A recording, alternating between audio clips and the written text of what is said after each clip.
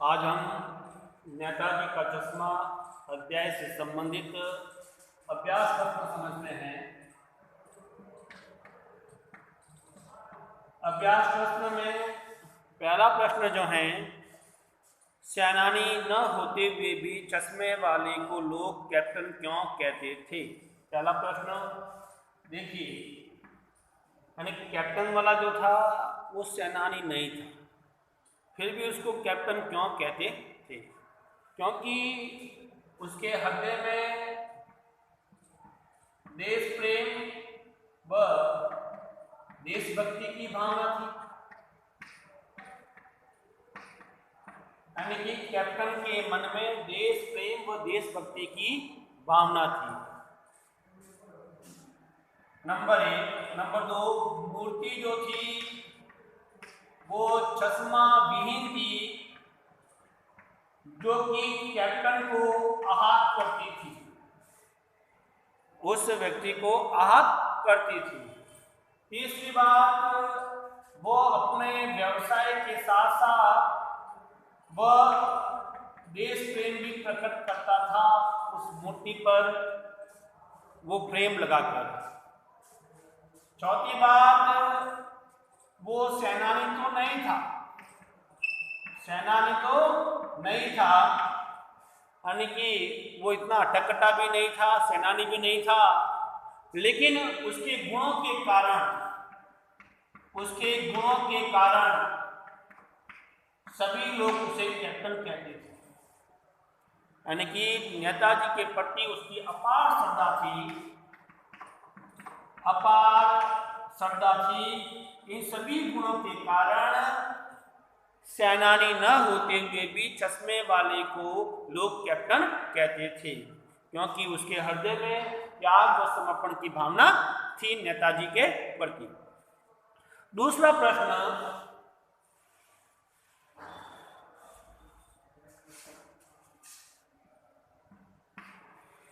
प्रश्न, हालदार साहब ने ड्राइवर को पहले चौराहे पर गाड़ी रोकने के लिए मना किया, लेकिन बाद में तुरंत रोकने को कहा। हालदार साहब पहले मायूस क्यों हो गए थे? देखिए दूसरे का क,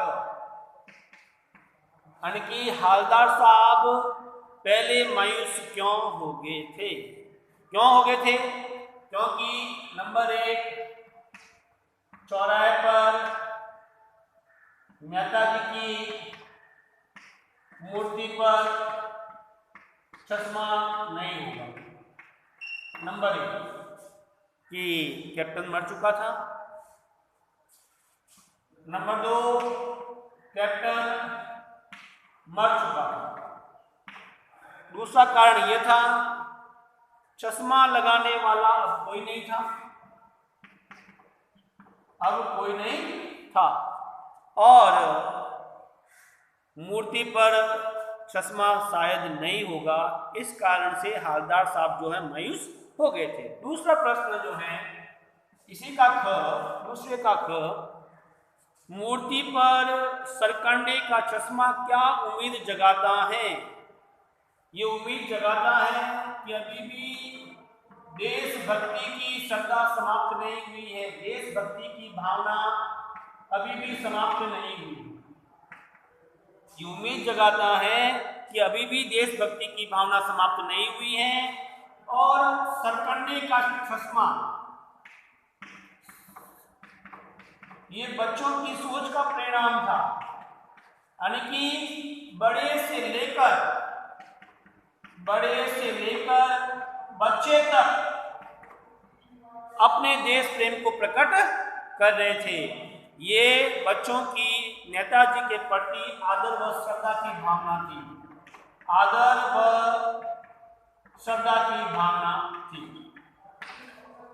इसी का दूसरे का हालदार साहब किस बात पर भावुक हो उठे थे?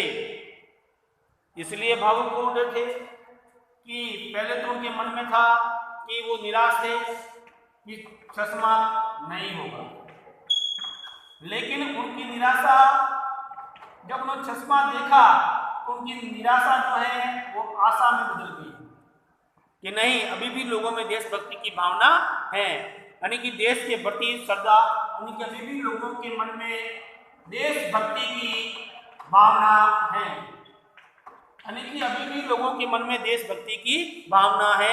इसीलिए हवलदार साहब जो है भावुक हो गए कि बच्चों ने नेताजी की मूर्ति पर चश्मा लगाया, उनकी निराशा जो है वो आशा में बदल गई और उनको मालूम हो गया कि अभी भी लोगों में देशभक्ति की भावना है।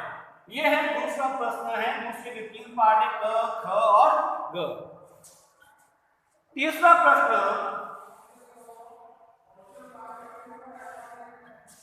प्रश्न जो है,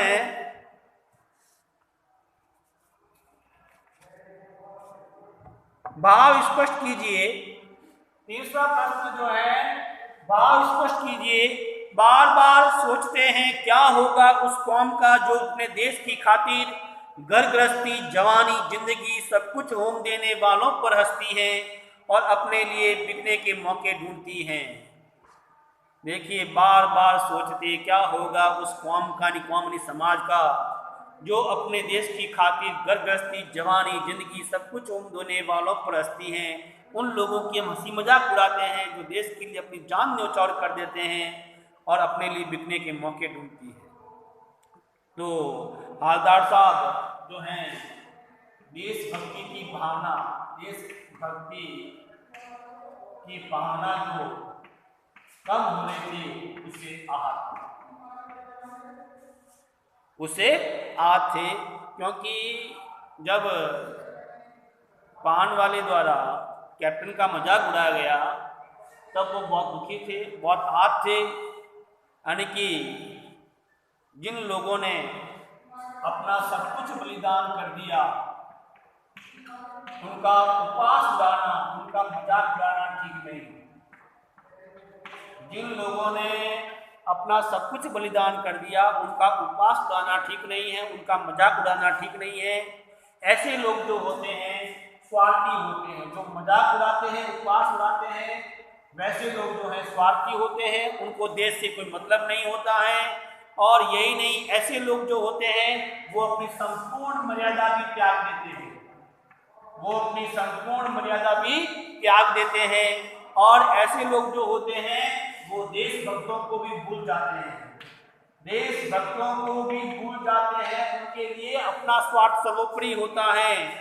इसलिए हमें जो शहीद हो गए हैं, जिन शहीद लोगों ने अपने घर, परिवार, रिश्तेदार उन सबको कुर्बान किया हो, उनका हमें मान सम्मान करना चाहिए। इस कारण से हवलदार साहब ने बार बार सोचते हैं क्या होगा उस कौम का जो अपने देश की खातिर घर गृहस्थी, जवानी, जिंदगी सब कुछ होम देने वालों पर हंसती हैं, अपने लिए बिकने के मौके ढूंढती हैं। तो इस तरह से आपको इसको एक्सप्लेन करना है। चौथा प्रश्न जो है, पान वाले का रेखा चित्र प्रस्तुत कीजिए। चौथा प्रश्न जो है पान वाले का रेखा चित्र बताना है। पान वाला दिखने में कैसा दे रहा था? स्वभाव से खुशमिजाज था, वह स्वभाव से खुशमिजाज वाला था, यानी कि वो हंसता रहता था, मोटा काला था, मोटा तथा काला था, उसकी तौंद बड़ी थी, वो मुंह में हमेशा पान डालता रहता था, उसके मुंह में हमेशा पान रहता था, भारी भरकम तौंद थी, बत्तीसी लाल काली थी, उसकी बत्तीसी जो है वो लाल काली थी, इनके दांत जो है लाल काले थे, वो वाक्पटु था, यानी कि बात करने में चतुर था, वाक्पटु यानी बात करने में वो चतुर था, और वो व्यंग्यात्मक भाषा का भी प्रयोग करता था। व्यंग्यात्मक भाषा, उसने कहा था कि लंगड़ा क्या फौज में जाएगा, इस तरह से उसने व्यंग्यात्मक भाषा का प्रयोग किया था। और सहृदय भावुक भी था, सहृदय और भावुक भी था, अर्थात जब कैप्टन का देहांत हो गया तब उसकी आंखों में आंसू भी आए थे। उस दिन उसने अपनी दुकान भी बंद की थी। तो इस तरह से स्वभाव से खुशमिजाज था, मोटा तथा काला था, कौन बड़ी थी, मुंह में पान था, पत्ती सी लाल काली थी, वाक्पटु था, व्यंग्यात्मक भाषा का प्रयोग करता था, सर्द और भावुक भी था। अगला प्रश्न है, पांचवा प्रश्न।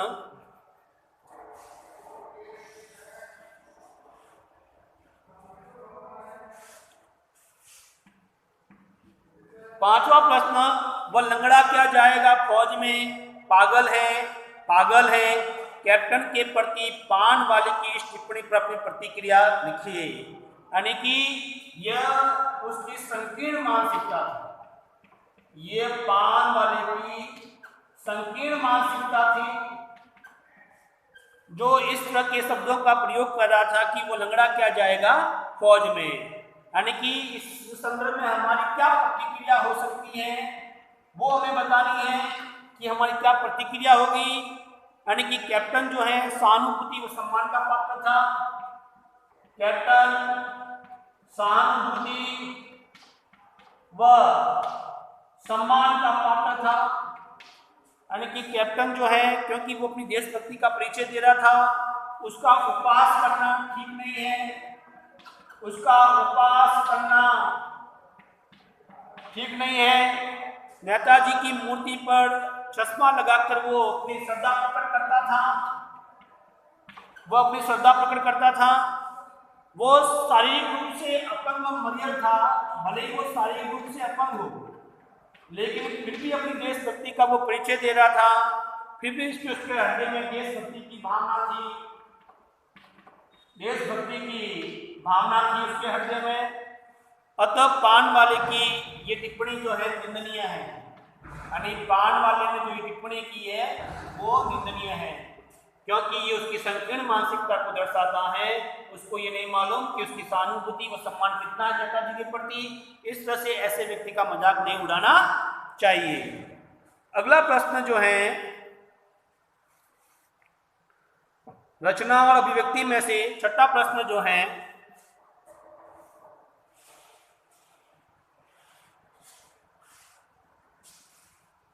छठा प्रश्न, छठे का निम्नलिखित वाक्य पात्रों की कौन सी विशेषताओं की ओर संकेत करते हैं? हालदार साहब हमेशा चौराहे पर रुकते हैं और नेताजी को निहारते हैं। तो हालदार साहब के बारे में बताना है। कर्म के प्रति सजगता, यानी कि वो अपने कार्य के प्रति उनकी निष्ठा थी। हर 15 दिन कंपनी के काम से उस रास्ते निकलते थे। पान के शौकीन, पान के वो शौकीन थे। देशभक्ति की भावना थी उनके हृदय में,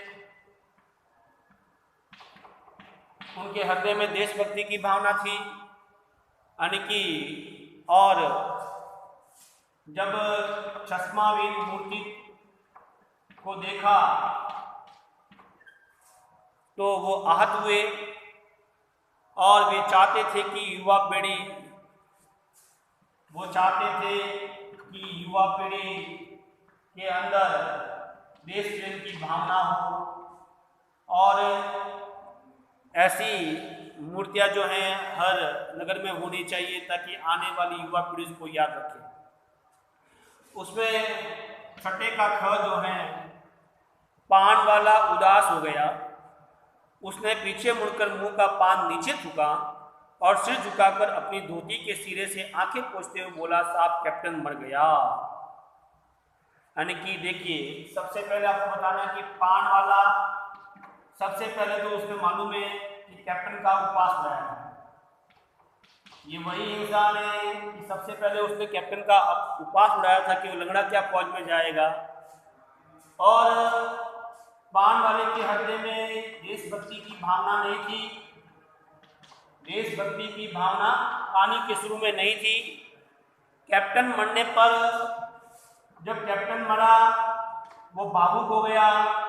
उसने अपनी देशभक्ति का परिचय दिया और फिर उसने दुकान की उसने बंद रखी और दुखी होकर बताता है, वो भावुक हो जाता है कि कैप्टन मर गया है। इस तरह से आपको छठे का ख और ग, छठे का ग छठे का ग, कैप्टन बार बार मूर्ति पर चश्मा लगा देता था। देखिए क्यों लगा देता था? क्योंकि वो अपने व्यवसाय के साथ साथ वो अपने देश प्रेम को भी प्रकट करता था। वो अपना व्यवसाय भी करता था, अपने देश प्रेम को भी प्रकट करता था। भले ही वो शारीरिक रूप से कमजोर हो, शारीरिक रूप से अक्षम था, फिर भी वो अपनी देशभक्ति का परिचय देता था। वो मानसिक रूप से, शारीरिक रूप से तो उसका फौजी जैसा नहीं था, लेकिन मानसिक रूप से इसका स्वभाव फौजी जैसा था। यानी कि शारीरिक रूप से वो फौजी नहीं लगता था, लेकिन मानसिक रूप से वो फौजियों जैसा स्वभाव था उसका। वह चश्माविन मूर्ति को देखकर चश्मा लगाता था और अपना व्यवसाय भी करता था। और वह चाहता था कि नेताजी का व्यक्तित्व जो है अधूरा नहीं दिखे, क्योंकि बिना चश्मे के नेताजी की मूर्ति जो खराब लगती है। इस तरह से छठे का ग है। अब हम सातवां प्रश्न देखते हैं। सातवां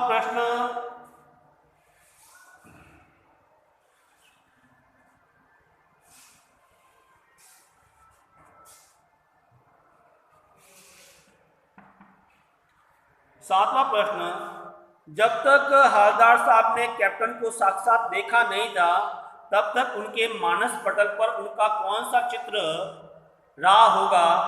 अपनी कल्पना से लिखिए। तो शायद वो फौजी होगा, शायद वो लंबे कद वाला होगा, वो हष्ट-पुष्ट होगा, वो नेताजी का साथी रहा होगा, या आजाद हिंद फौज का सिपाही रहा होगा। आजाद हिंद फौज का सिपाही रहा होगा। ऐसे बहुत सारे विचार जो हैं हवलदार साहब के मन में आते हैं, जब तक उन्होंने उसको देखा नहीं था। आठवां प्रश्न,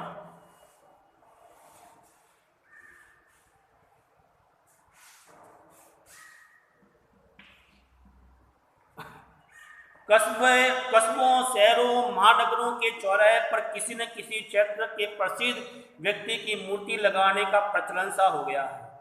इस तरह की मूर्ति लगाने के क्या उद्देश्य हो सकते हैं? यानी क का जो है, आठवें का क जो है, इस तरह की मूर्ति लगाने के क्या उद्देश्य हो सकते हैं? यानी कि समाज सेवा, देश सेवा प्रकट करने के लिए हर चौराहे पर मूर्ति लगाई जाती है। सुभाष चंद्र बोस की हो, चाहे वो चंद्रशेखर आजाद की हो, चाहे किसी हो। लेकिन इसका उद्देश्य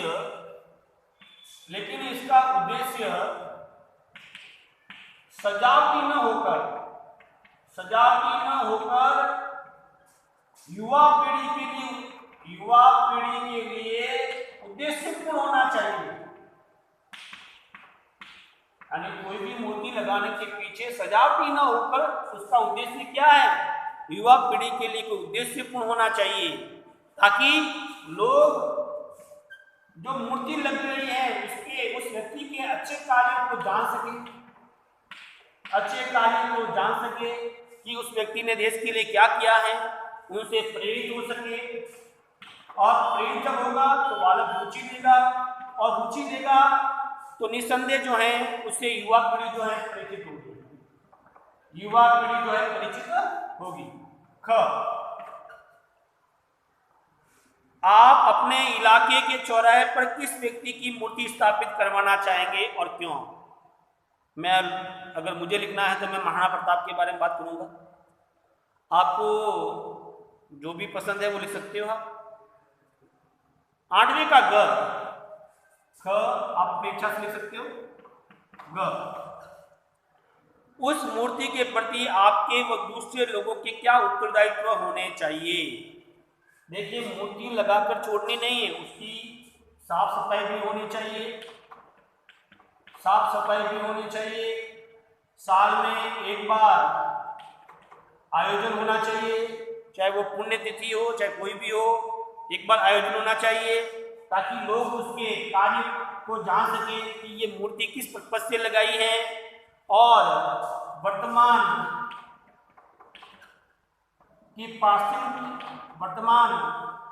को जोड़ते हुए युवा पीढ़ी को प्रेरित करना है, युवा पीढ़ी को प्रेरित करना है ताकि आने वाली युवा पीढ़ी जान सके और मूर्ति के प्रति सम्मान बनाए रखना है, सम्मान बनाए रखना है। आजकल आप लोगों ने देखा होगा कुछ असामाजिक तत्व जो होते हैं, जो मूर्तियां लगी हुई होती हैं, उन मूर्तियों को जूतों की माला पहना देते हैं, जानबूझ के ऐसा कार्य करते हैं। ऐसे लोग जो हैं कभी भी देश का भला नहीं कर सकते हैं। तो मूर्ति लगाने के पीछे साफ सफाई हो, कोई आयोजन किया जाए, उस आयोजन के पीछे उनके क्या क्या कार्य थे वो लोगों को बताया जाए, वर्तमान से इसको जोड़ते हुए युवा पीढ़ी को प्रेरित किया जाए, मान सम्मान उस मूर्ति का बना रहे, ये हमें ध्यान रखना है। नवा प्रश्न,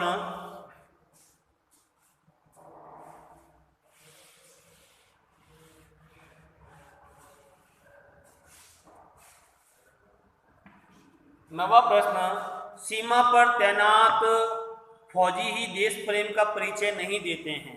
हम सभी अपने दैनिक कार्यों में किसी न किसी रूप में देश प्रेम प्रकट करते हैं, जैसे सार्वजनिक संपत्ति को नुकसान न पहुंचाना, पर्यावरण संरक्षण, अपने जीवन जगत से जुड़े और कार्यों का उल्लेख करते हुए उन पर अमल कीजिए। यानी कि सीमा पर जो फौजी होते हैं वो अपनी देशभक्ति का परिचय देते हैं। सीमा पर जो फौजी होते हैं वो अपनी देशभक्ति का परिचय देते हैं। उनकी देशभक्ति जो उच्च कोटि की होती है और वह अनुकरणीय होती है, लेकिन हर कोई व्यक्ति सीमा पर जा नहीं सकता है। तो हम लोग क्या कर सकते हैं वो हमें बताना है कि हम लोग अपनी देशभक्ति का परिचय किस प्रकार दे सकते हैं, ये हमें बताना है। नंबर 1, सरकारी संपत्ति को नुकसान नहीं पहुंचाना है, सरकारी संपत्ति को नुकसान नहीं पहुंचाना है, पर्यावरण को शुद्ध रखना है, नदियों को गंदा नहीं करना है और कूड़ा कचरा इधर नहीं फेंकना है।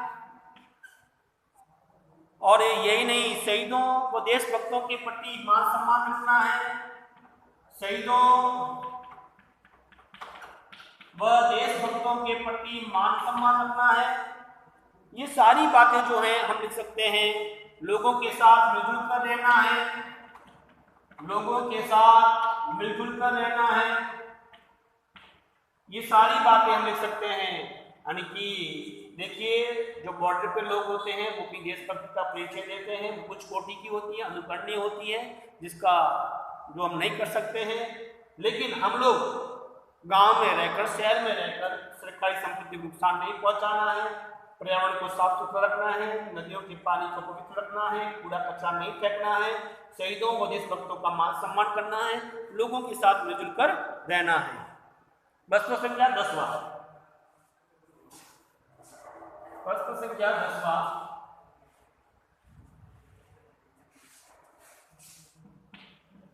प्रश्न संख्या 10वां, निम्नलिखित पंक्तियों में स्थानीय बोली का प्रभाव स्पष्ट दिखाई देता है। आप इन पंक्तियों को मानक हिंदी में लिखना है। कोई ग्राहक आ गया, मान लो कोई ग्राहक आ गया, उसको चौड़े चौखट चाहिए, उसे चौड़ा फ्रेम चाहिए, तो कैप्टन किधर से लाएगा, कैप्टन कहाँ से लाएगा? तो उसको मूर्ति वाला दे दिया तो उसे मूर्ति वाला फ्रेम दे देता है और मूर्ति पर दूसरा फ्रेम लगा देता है। ये नहीं करना है 10वां प्रश्न, आपको 10वां नहीं करना है। 11वां, भाई खूब क्या आइडिया है, इस वाक्य को ध्यान में रखते हुए बताइए कि एक भाषा से दूसरी भाषा के शब्दों के आने से क्या होता है। भाषा सरल बनती है, बोधगम्य बनती है। ये 11वां भी आपको नहीं करना है, 10वां 11वां नहीं करना है आपको।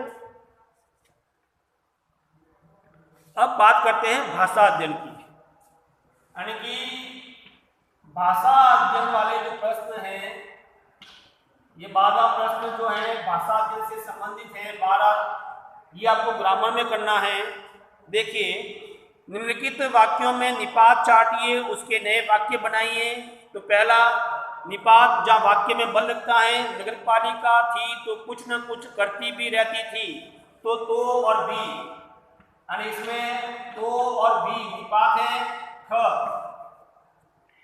किसी स्थानीय कलाकार को ही अवसर देने का निर्णय किया गया, ही। ख में ही निपात है, इसमें तो और भी है। क में ग, यानी चश्मा तो था लेकिन संगमरमर का नहीं था, तो ग में तो। ऐसे ही ग, हालदार साहब अब भी नहीं समझ पाए, तो इसमें भी। 2 साल तक हालदार साहब अपने काम के सिलसिले में उस कस्बे से गुजरते रहे। ये सारे जो है निपात, यानी कि 12वां प्रश्न जो है आपको ग्रामर में करना है। जो वाक्य दे रखे हैं उसमें आपको निपात बताने हैं। 13वां प्रश्न,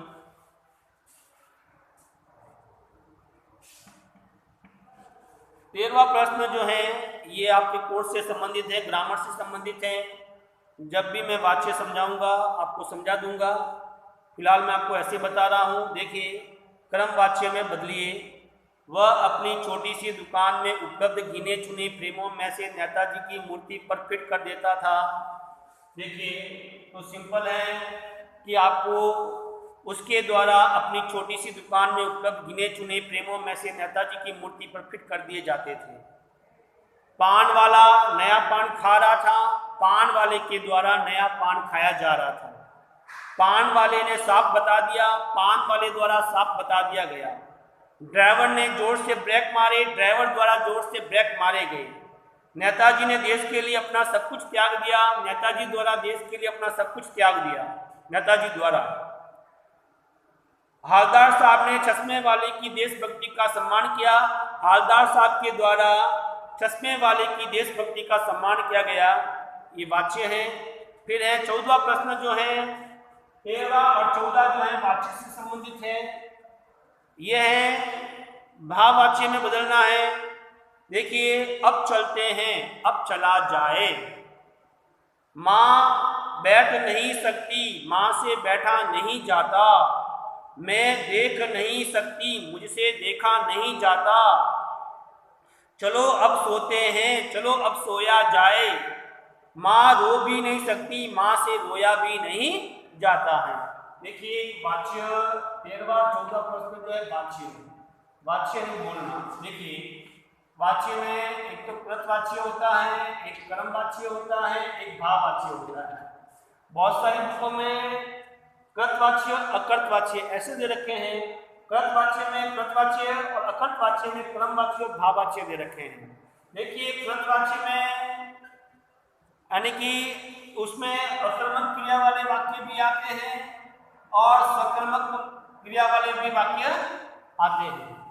क्रमवाच्य में यानी कि सिर्फ सकर्मक वाले वाक्य आते हैं, कर्ता के साथ से या के द्वारा लगता है। भाववाच्य में भी अकर्मक वाले वाक्य आते हैं, इसमें कर्ता के साथ से या के द्वारा।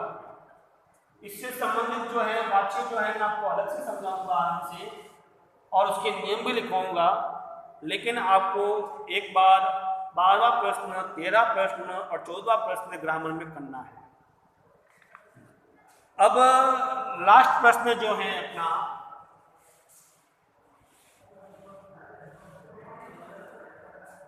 लास्ट प्रश्न, नेताजी का चश्मा, नेताजी का चश्मा अध्याय का उद्देश्य बताइए या क्या संदेश मिलता है।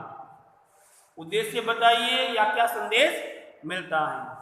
तो नंबर 1, युवा पीढ़ी को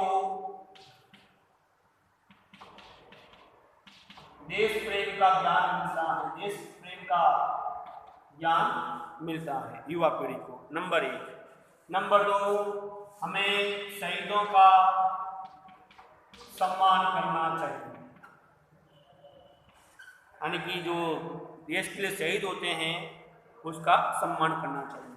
हमें देशभक्ति का परिचय अपने ढंग से करना चाहिए, अपने ढंग से यानी कि उस कार्य को व्यवहार में लाते हुए करना चाहिए। जैसे सरकारी संपत्ति को नुकसान नहीं पहुंचाना, वो भी देशभक्ति है। इस तरह से हम कर सकते हैं। और ये कहानी बताती है कि देश की आज़ादी में राजनीतिज्ञों का ही योगदान नहीं है, देश निर्माण में राजनीतिज्ञों का भी योगदान नहीं है, बल्कि करोड़ों भारतीयों का योगदान है। देश निर्माण में करोड़ों भारतीयों का योगदान है। और देश की समृद्धि के लिए हम क्या कर सकते हैं? देश की समृद्धि के लिए हमें योगदान देना चाहिए, चाहे वो प्रत्यक्ष रूप से हो, चाहे वो अप्रत्यक्ष रूप से हो। यही नहीं, हमें पीढ़ी दर पीढ़ी देश प्रेम या देशभक्ति बताने के लिए हमें चौराहे पर ऐसे व्यक्तियों की मूर्ति लगानी चाहिए, ताकि आने वाली युवा पीढ़ी से जानकारी ले सके। और हमें देशभक्त व्यक्ति का मजाक नहीं उड़ाना चाहिए, देशभक्त व्यक्ति का मजाक नहीं उड़ाना चाहिए। इस तरह से ये उद्देश्य है। ये अध्याय यही समाप्त होता है। हम अगले वीडियो में या जो इस कविता से संबंधित हम पढ़ेंगे।